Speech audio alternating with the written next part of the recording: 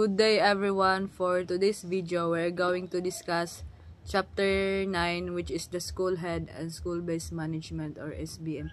But before we dig deeper to our topic, let me introduce to you our learning outcomes.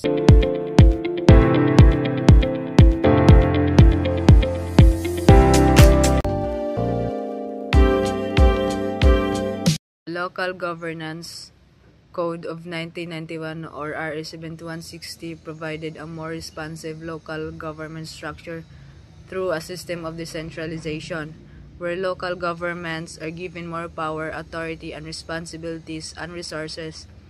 Likewise, with the introduction of school-based management in the Philippines, schools are given more power to direct their affairs with the learners and development of learners as ultimate goal.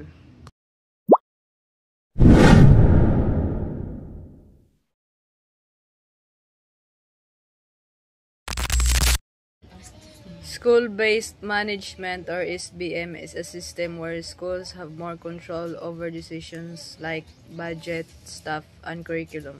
Instead of all the decisions coming from the Department of Education, authority is given the school heads, teachers, parents, and students.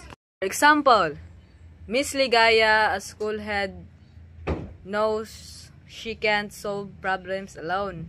So she involved teacher, parents, student leaders, and community leaders. By working together, they take ownership to the school issues and find the best solutions. This teamwork helps create a better learning environment for students.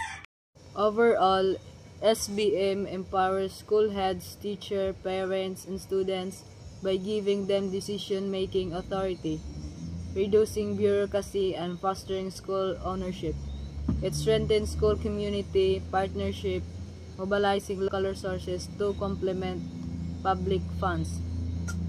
With SBM, schools addresses problems foster considering local cultures and needs. It allows them to plan and implement their own school improvement places, determining necessary teachers, materials, and resources. Since schools have more control, they are also held accountable for the results, ensuring responsibility to stakeholders. Additionally, school-based management makes school more independent